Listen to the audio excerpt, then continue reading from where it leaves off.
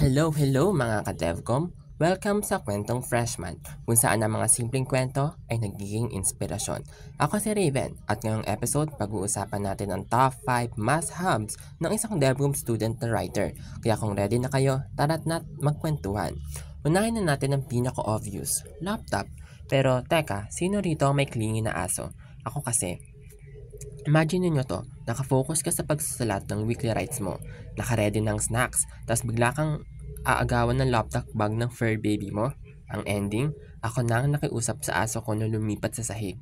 And then, habang naayos ko yung nasira kong draft, naisip ko, baka dapat siya na lang ang editor-in-chief ko. Moral of the story, always save your drafts at mahalin ang mga distraction mo, katulad ng aso ko. And fun fact, ang name ng aso ko is Harry mula sa Harry Potter. Next up, ang ating digital lifeline, ang smartphone. Mga kaibigan, ilang beses na kayong naligtas ng screenshot o Google? Ako? Madalas. Case in point, isang beses na iwan ko ang printed notes ko para sa reading discussion namin. Buti na lang na picturean ko pala.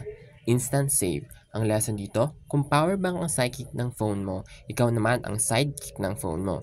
Huwag siyang iiwan kasi baka siya lang ang magliligtas sa'yo. Notebook. Parang magic portal ng mga ideas natin, di ba? Nung life and works of Rizal class namin, ang daming quotable quotes na shinare ni Prof. Parang feeling ko si Rizal na mismo ang nagkukwento. Pero habang sinusulat ko lahat, bigla na lang naging Picasso level ang handwriting ko. Sobrang abstract. Kahit ganon, pag binabalikan ko yung notes ko, nakakatawa kasi ramdam mo yung journey ng mga ideas. Lesson?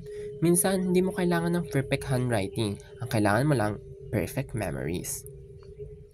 Now, let's talk about my secret weapon, voice recorder. Naalala ko nung unang interview ko sa DepC 11 Lab. Kabato ako, tapos parang speechless ako habang kausap yung expert.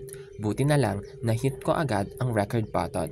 Ang saya balikan ng recording pagkatapos kasi maririnig mo yung kwento ng bawat tawa at pause. Parang itong podcast ko ngayon. Alam mo yung pakiramdam na parang naka-attend ka ulit ng event? Ganyan ang power ng voice recorder. At syempre, reminder din na minsan ang best writing skills ay ang listening skills. At last, but definitely not the least, ang digital planner. Ako, Google Calendar gang represent. Ito ang best part. Isang beses may exam ako tapos na double book ko ang Miss christening ko o yung binyag ng pamangkin ko. Resulta, ako na yata ang unang multitasking ninong na nag-aaral habang cheerleader sa family event. Kaya ngayon may role na ako. Pan activities naka-color code na. Salamat Digital Planner for keeping my life together. Kaya nga mga ka-Devcom, ano ang moral ng kwento?